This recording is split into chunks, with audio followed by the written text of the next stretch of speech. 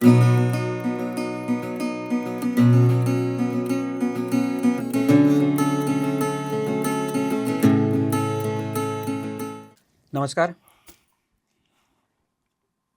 आयज तरंग ह्या मालिकेंत वेगवेगळ्या जशे साहित्यकारा वांगडा आमी गजाली करतात, तांच्या वांगडा चर्चा करतात, तशी आयज आमच्या वांगडा आसात हिंदी भाशेंतल्यो एक प्रख्यात कवयित्री, गीतकारा, गझलकारा आनी आमच्यो स्नेही भुमिका जैन, त्यो आग्राच्यान आयज गोंयांत हांगासर पाविल्ल्यो आसात.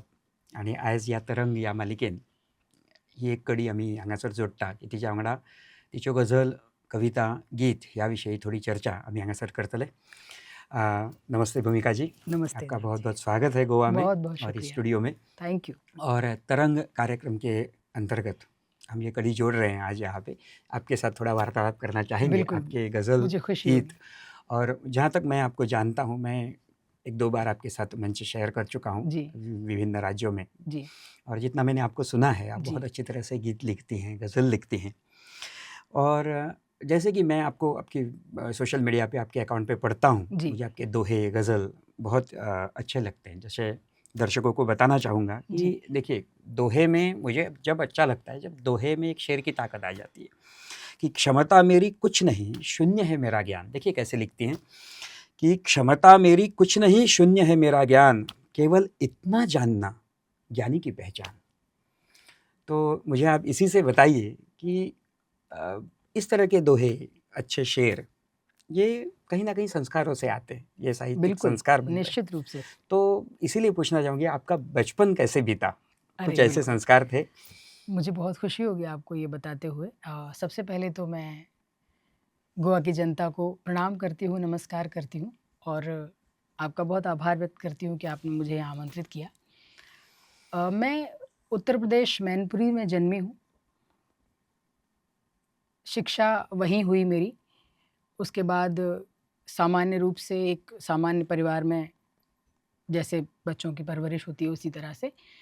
लेकिन बहुत शुरुआत से जैन परिवार में होने के नाते मैंने शुरू से आप जानते होंगे पद्मश्री रविंद्र जैन जो रविंद्र जैन, सुविख्यात गीतकार, गीतकार संगीतकार हैं, और गायक हैं इंडस्ट्री पूरे के, भारत में बहुत प्रसिद्ध हैं. उनको सुनती हुई मैं बड़ी हुई हूँ।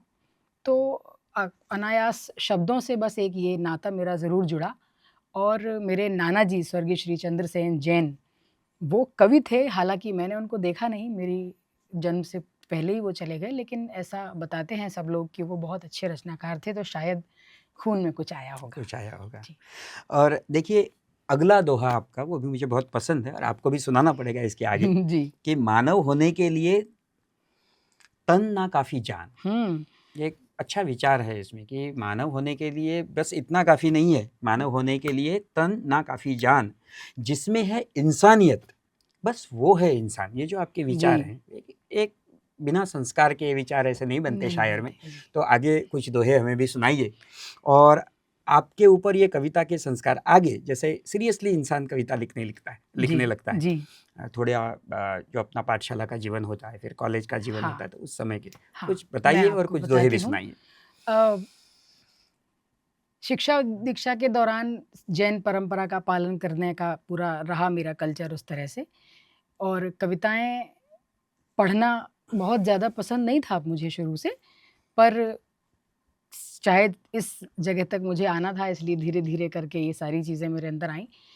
रही बात कविता के संस्कारों की, तो मुझे लगता है ये चीज़ें इंसान लेकर पैदा होता है। आप कविता को सीख नहीं सकते, आप कवित्त सीख सकते हैं, आप कविता नहीं सीख सीख सकते। सकते, सही बात है. और जिसकी बात आप कर रहे हैं ये ऐसे कहाँ से आते हैं, मैं एक दोहा और आपको सुनाना चाहूँगी कि इरशाद, इरशाद. बड़े नाम से जग को क्या, बड़े नाम से कि जग जग को को क्या? क्या, हाँ, सोचो होकर शांत। वाह! बड़े नाम से जग को क्या, सोचो होकर शांत, क्यों जग तुमको याद करे, मरने के आहा! क्या उपरांत। बात है. तो ये थोड़े-थोड़े चीज़ें आपको आत्मावलोकन से आती हैं, आती आप है. अपने आप को कहाँ मानते हैं जब शब्द की ताकत आपके हाथ में है। आपको सरस्वती ने ये वरदान दिया, ये क्षमता दी कि आप कुछ कह सकें, कुछ देखिए फीलिंग सबके अंदर होती सबके है, अंदर होती है. लेकिन शब्दों की तमीज़ ये जो अगर सरस्वती के आशीर्वाद से आपको मिल गई है, तो आप उसको कैसे इस्तेमाल करते हैं, उसका दूसरों के लिए कैसे उपयोग करते हैं, दूसरों के भले के लिए कैसे उपयोग करते हैं, ये अगर आपके अंदर थॉट है, और मेरे ख्याल से हर कवि के अंदर, हर रचनाकार के अंदर ये बात होनी चाहिए, क्योंकि चाहिए। शब्द ब्रह्म होते ब्रह्म हैं होते हैं। और शब्दों की ताकत से तो हम सब हाँ, परिचित हैं। परिचित हैं। तो इसलिए अगर हमारा थॉट प्रोसेस अच्छा है और हम शब्द अच्छे देते हैं तो ये सारी चीज़ें हो हाँ, जाती हाँ, हैं। वो तो क्यों जग तुमको याद करे मरने के उपरांत, इससे मुझे कुछ जी, याद आया था जो हमारे पुराने प्राचीन मराठी साहित्य की ओर हमें लेके जी। जाता है।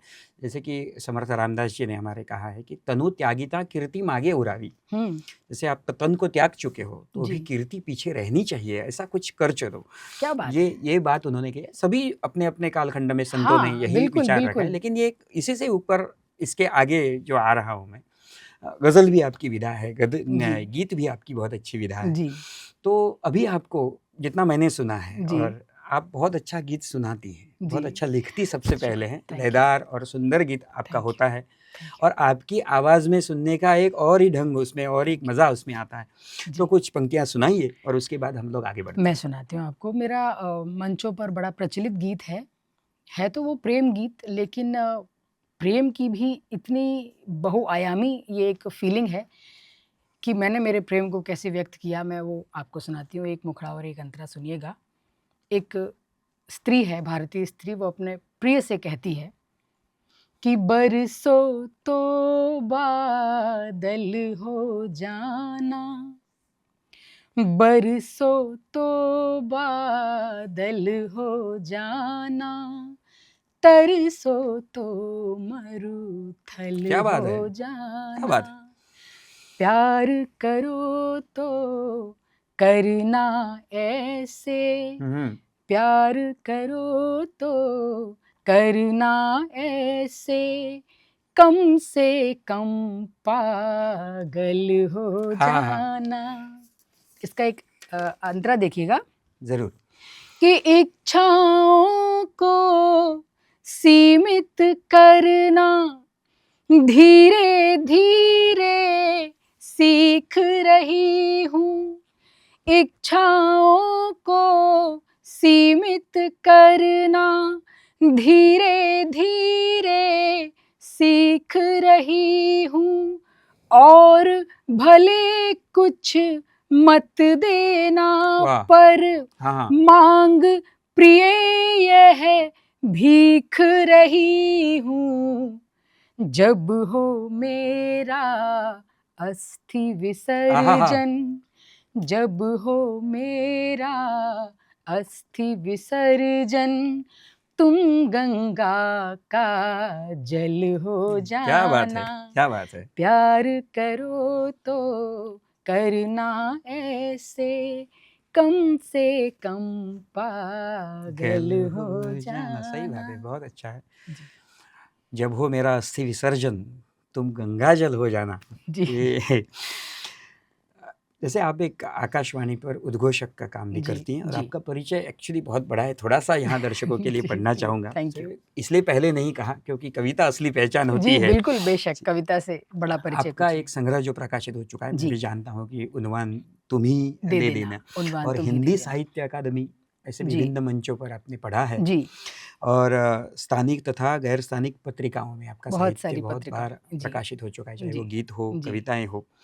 विश्व हिंदी अकादमी मुंबई, और फिर भाषेंदु हरिश्चंद्र समिति कोटा, ऐसे बहुत सारे जगहों पर आपने पढ़ा है, जी, आपको सम्मान प्राप्त हुए जी। हैं। लेकिन और जानना चाहते हैं कि आगे अभी आपका आजकल क्या काम चल रहा है? कौन से प्रोजेक्ट पर काम मैं करना कर बताती हूँ रहे हैं? आपको। वैसे तो और कुछ देखिए सम्मान आपने, जो आपको प्राप्त हुए हैं? जी, मैं बताती हूँ आपको।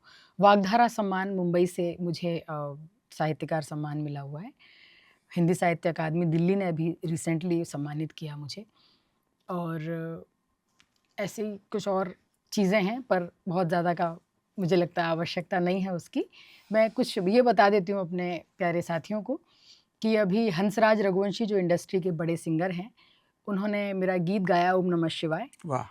और अभी राजस्थान टूरिज़्म की ऑफ़िशियल एंथम हुँ।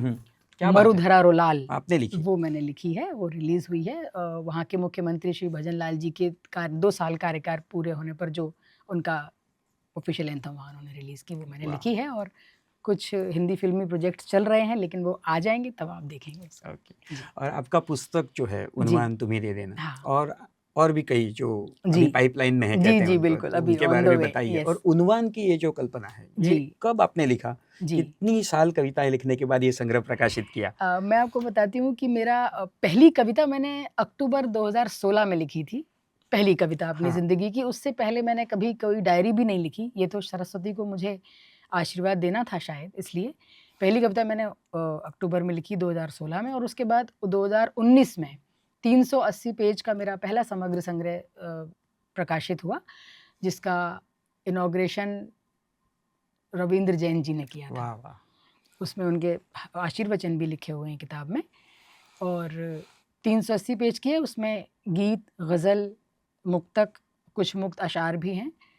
और मैं आगरा शहर में किसी पहले रचनाकार का इतना बड़ा संग्रह अभी वाह तक वाह, नहीं आया क्या था। बात। जी आजकल जैसे कि आपने बताया ये अभी कुछ प्रोजेक्ट्स आप कर रही हैं, जी मुझे लगता है बॉलीवुड में भी आपकी जी धीरे जी धीरे जी एंट्री होने शुरुआत लगी है, और जी आप जी कभी हमें सुनने भी मिलेगा ईश्वर कि ने किसी चाहा तो। फिल्म का गीत भूमिका जी ने जी लिखा है। जी लेकिन अभी आपके हृदय में जैसे आप गीत लिखती हैं, गज़ल हाँ लिखती हैं, हाँ तो इसमें आगे क्या प्लान्स हैं? जैसे कि हर कोई जो हाँ अच्छा शायर बनता है, हाँ कुछ नए लोगों को कुछ मार्गदर्शन भी करता है, जी जी तो उस तरीके से आपके साथ कुछ जुड़े हुए लोग जो जो नए चेहरे जी हैं, जी तो क्या आप उनके साथ थोड़ा वार्तालाप और ये सब चलता रहता देखिए है? मुझे मैं स्वभाव से बहुत ज़्यादा लोगों से जुड़ने वाली नहीं हूँ, क्योंकि रचना कर्म अंदर इतना चलता रहता है। लेकिन हाँ, ये बात सही है कि मैं बहुत आश्वस्त हूँ, नई पीढ़ी बहुत अच्छा लिख रही है।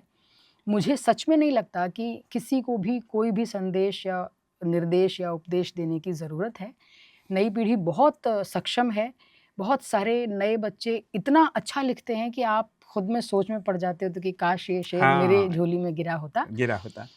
और प्रोजेक्ट्स के बारे में कुछ प्रोजेक्ट्स ऑन द वे हैं, लेकिन जब वो आ जाएँगे तब उनके बारे में बात बात करना ज़्यादा करेंगे, ठीक होगा, ठीक है। ऐसा मुझे लगता है। तो आप गज़ल भी लिखती हैं, गीत भी लिखती जी। हैं, लेकिन आपको अंदर से क्या लगता है कि गज़ल मेरी प्रकृति है या फिर नहीं, गीत मेरी गीत मेरी प्रकृति? प्रकृति गीत है। आपकी जी, प्रकृति है। गीत मेरी प्रकृति है। हालाँकि ईश्वर ने मुझसे ऐसा सब कहते हैं, मैं तो क्या कहूँ, लेकिन ऐसा लोग कहते हैं कि उन्हें मेरी ग़ज़लें भी पसंद हैं। पसंद है, हालाँकि मुझे भी बहुत मुझे पसंद है। जी, शुक्रिया। तो 2016 में आपने पहली कविता पहली लिखी, कविता लिखी, तो कब लगा कि अभी मुझे गीत की और कुछ जानना लोगों का चाहिए। भी एक फीडब्याक आ जाता है कि जी। अच्छा गीत हाँ, लिखते हैं, हाँ, बिल्कुल। तो ये दौर कहाँ से शुरू हुआ? जैसे अम कि गीतकार भूमिका जैन, ये कब मैं से आपको शुरू हुआ? बताती हूँ कि मैंने न्यूज़पेपर में खबर पढ़ी आगरा में, जिसमें एक काव्य प्रतियोगिता होनी थी मेरे निवास के पास में एक विद्यालय में। तो पता नहीं क्या सोचकर मैंने कहा जाके देखती हूँ खाली। मैं वहाँ गई तो वहाँ मैंने अपना नाम लिखाया, जो मुझे लगा कि एंट्री के लिए हो रहा है, जबकि वो रजिस्ट्रेशन हो रहा था ना, I was unknown for that. तो वहाँ जाके उन्होंने मुझे एक पंक्ति दी कि इस एक पंक्ति को आप 4 लाइनों के अंत में रखिए या 4 लाइनों से इससे शुरू कीजिए। और that was the first time कि मैंने 4 पंक्तियाँ लिखी। अ, बोझिल होती अभिलाषा को आशा की नव किरण दिखाऊँ, धूमिल होती कुछ यादों की आओ पुनरावृत्ति कराऊँ, जो मुझको अभिशाप समझते उनको मैं ये याद दिलाऊँ, बेटी हूँ अभिशाप नहीं हूँ, जीवन की बगिया महकाऊँ, नित्य नए परिवर्तन लाऊँ, नई दिशा में कदम क्या बढ़ाऊँ। बात है! तो ये पहली कविता मेरी ये थी और उसके बाद उसका वाचन भी तो होना था, तो प्रथम पुरस्कार दोनों ही चीज़ों में मुझे मिला। क्या बात है! फिर वहाँ जो जो करवा रहे थे उन्होंने मुझसे पूछा, बेटे आप कब से लिखते हो? मैंने कहा मैंने आज पहली बार ये लिखा है। देन दे सेड कि यू शुड राइट। उसके बाद मुझे सच में याद नहीं है कि कहाँ से क्या शुरू हुआ, लेकिन सरस्वती ने एक बार हाथ पकड़ लेती हैं जब, तो फिर मुझे लगता है वो आपको अपनी गोद में बिठा लेती हैं। क्या बात है! जी, ये कामना करता हूँ ये आशीर्वाद सदैव आपके साथ रहे। Thank you. और जितना आपके शेर में पढ़ता हूँ, मुझे वो एक मराठी में गज़ल लिखने वाला हूँ, तो मैं तुलना हमेशा करता रहता हूँ, लेकिन गज़ल में कोई फ़र्क नहीं होता। जी। गज़ल गज़ल होती है, चाहे भाषा कोई भी हो। हुँ, हम बस गज़ल सुनने जाते हैं, पढ़ने जाते हैं, उस पार्क के लिए तड़पते हैं, जो बिल्कुल। सामने से वो मंच पर से हमें सुनाई पड़े हाँ, और वो अंदर तक जाए और फिर वो आह! अपने आप आ जाए। तो जी, इसीलिए बस शेर सुनने के लिए हम लोग जाते हैं। तो बिल्कुल। भाषा जितनी हमें समझ में आती है, हाँ, हिंदी समझ में आती है, सबकी तो अपनी होती है। हिंदी एन्जॉय करते हैं, यस, मराठी यस। एन्जॉय करते हैं। लेकिन ये जो आक्रामकता मुझे दिखी हुँ, आपके हर तरीके के शेर आपके हैं, लेकिन जी, मुझे जो कुछ अलग लगा वो मैं दर्शकों को भी बताना चाहूँगा कि जी। नचनियों के पाँव में है आदमी की ज़िंदगी। नचनियों ये के पाँव मिसरा में अपने है आप में एक आदमी की ज़िंदगी। अलग मिसरा है। जी, और माफ़ करो, लेकिन कोई स्त्री गजलकारा इस तरह का रखती है तो जी। थोड़ा सा ये लगता है कि ये आक्रामकता बहुत अच्छी है। जी। तो नचनियों के पाँव में है आदमी की जिंदगी और कौड़ियों के भाव में है आदमी की आदमी की जिंदगी। जिंदगी। इस सुंदर मतले से मैं आपको ये अनुरोध करता हूँ जी। कि आप ये पूरी गजल हमें मैं सुनाइए। बिल्कुल, मुझे बहुत खुशी होगी। आप आक्रामकता की बात कर रहे हैं। देखिए, साहित्यकार का ये धर्म है कि वो सच को सामने लाए। जी, बहुत। हालाँकि सबके अपने सच अलग होते हैं। आपका सच कुछ और हो सकता है, मेरा सच कुछ और हो सकता है। आपका दृष्टिकोण कुछ और हो सकता है, मेरा दृष्टिकोण कुछ और हो सकता है। लेकिन मैं जो देख रही हूँ, उसे लिखने में मुझे कोई परहेज़ नहीं है। मैं सुनाती हूँ आपको कि नचनियों के पाँव में है आदमी की ज़िंदगी, कौड़ियों के भाव में है आदमी की ज़िंदगी। ना तो जिसके हैं किनारे, ना समंदर का पता। क्या बात है। ना तो जिसके हैं किनारे, ना समंदर का पता, उस नदी में नाव में है आदमी की ज़िंदगी। क्या बात है। और देर है अंधेर थोड़ी है, तभी तो आजकल देर है अंधेर थोड़ी है, तभी तो आजकल द्रौपदी के दाँव में है आदमी की ज़िंदगी। क्या बात है। और चल रही है रात दिन लेकिन कहीं पहुँची नहीं। चल रही है रात दिन लेकिन कहीं पहुँची नहीं। और नहीं ठहराव में है आदमी की जिंदगी। क्या बात है। चल रही है रात दिन लेकिन कहीं पहुँची नहीं। और नहीं ठहराव में है आदमी की जिंदगी। और आखिरी शेर की सुन ओ अपने सिर पे चढ़कर नाचने वाले गधे। वाह। सुन ओ अपने सिर पर चढ़कर नाचने वाले गधे, रहमतों की छाँव में है आदमी की जिंदगी। क्या बात है। हम अपने आप को अपने सिर पर उठाकर घूम रहे हैं, हमें अपने आगे कोई दिखाई नहीं देता। तो ये सारी चीज़ें आत्मावलोकन की बातें हैं। बस चलता रहता है। तो इस कार्यक्रम के छोटे सा जो साक्षात्कार हमने यहाँ पर रखा था उसके अंतिम दौर तक आते हैं समारोह में, और कुछ 2-4 शेर सुनाता हूँ। और इस कार्यक्रम का जो समारोह होगा वो आपके ही शेरों से और गजलों से होगा। स्वागत है। तो आप फिर कुछ सुनाइए। जी। मैं ज़्यादा ऐसे मराठी में लिखता हूँ, फिर भी स्वागत है। नहीं, मैं बहुत खूबसूरत भाषा है, बहुत हिंदी कभी कभी प्रयास ही करता हूँ बस। जी, स्वागत है। एक मतला और 2-3 शेर ऐसे कि एक सपना था जिसे मारा न था। एक सपना था जिसे मारा न था, और मार डाला क्योंकि छुटकारा न था। मार डाला क्योंकि छुटकारा न था। और वार पीछे से उन्हें करना पड़ा। वार पीछे से उन्हें करना पड़ा। सामने से मैं कभी हारा न था। सामने से मैं कभी हारा न था। और एक क्या बात है। और एक इसमें ऐसा तीसरा शेर है कि लत तुम्हारी लग रही थी यूं मुझे। लत तुम्हारी लग रही थी यूं मुझे कि दूर होने के सिवा चारा न था। दूर अरे होने के सिवा चारा न बहुत था। अच्छा। इरशाद, आप कुछ सुनाइए और फिर हम बहुत खूब। एक गजल चलते चलते देती हूँ। फिर वही अपने आप से प्रश्न करने की बात है, आत्मावलोकन की बात है। आज इसी पर केंद्रित हमने बात की, इसलिए इस गज़ल को आपके सामने रखती हूँ कि जो तू कर सकता था तूने किया कभी। हाँ, जो तू कर सकता था तूने किया कभी। किसी एक के हिस्से का विष पिया कभी। क्या बात है। जो तू कर सकता था तूने किया कभी, किसी एक के हिस्से का विष पिया कभी। शेर देखें कि बिना स्वार्थ जो लोग लुटाते हैं सब कुछ। बिना स्वार्थ जो लोग लुटाते हैं सब कुछ, उनके जैसा खतरा तूने लिया कभी। क्या बात है। उनके जैसा खतरा तूने लिया कभी।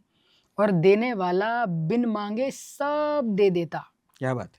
देने वाला बिन मांगे सब दे देता। तू पल भर उम्मीदों के बिन जिया कभी। क्या बात है। तू पल उम्मीद भर लेके जाते हैं। उम्मीदों के बिन जिया कभी। और अपनी सुविधा से दे देना दान नहीं। आपके पास जो चीज बच गई है, जो आपकी सुविधा है, उसको आप अगर आप देते हो दैट इज नॉट डोनेशन। अपनी सुविधा से दे देना दान नहीं। जिसको जो आवश्यक था वो दिया कभी। क्या बात है। और तुझे इश्क की ABCD क्या मालूम। तुझे इश्क की ABCD क्या मालूम। तेरे साथ घटा क्या ये वाकया कभी। क्या बात है। और सिक्के का दूजा पहलू कैसे दिखता। सिक्के का दूजा पहलू कैसे दिखता। देखा किसी और का भी जाविया कभी। क्या बात। और आखिरी शेर की ध्यान रहे सीते रावण फिर आएगा।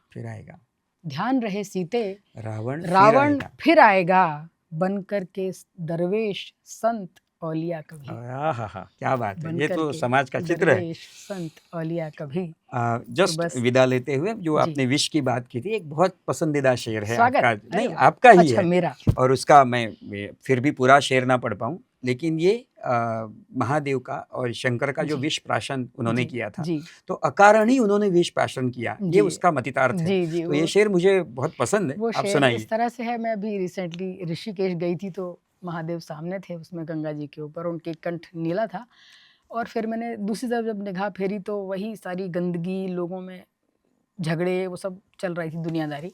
तो अचानक एक शेर निकला कि दुनिया पहले से ज़्यादा जहरीली है। जहरीली है। दुनिया महादेव के टाइम से दुनिया पहले से ज़्यादा जहरीली है, नाहक ही विषपान किया शंकर वाह तुमने। वाह, नाहक ही विषपान किया शंकर तुमने, क्या बात है! तो ये चीज़ें हैं, बहुत खुशी और हुई मुझे आपसे बात करके। यस यस, प्लीज़, आपका भी बहुत बहुत धन्यवाद, आप स्टूडियो बहुत में बहुत पधारी शुक्रिया। थैंक यू सो और मच। इस मालिका में आपकी कड़ी जुड़ गई और थैंक यू, आपने गोवा के दर्शकों के साथ बातें की, थैंक यू सो मच। तो बहुत बहुत धन्यवाद। सबकी तरफ से आपको शुभकामनाएं थैंक और यू, आपका थैंक आगे यू। का जो साहित्यिक यात्रा आपकी जो है जी, वो बहुत अच्छी तरह से बनी रहे थैंक और यू, सुयश और प्रसिद्धि की कामना करता हूँ। Thank you. बहुत बहुत धन्यवाद। आपको भी बहुत बहुत शुभकामनाएं। एक बार फिर से आप सबको प्रणाम करती हूँ। नमस्ते गोवा, प्रणाम Goa. Thank you so much. The voice for Koi.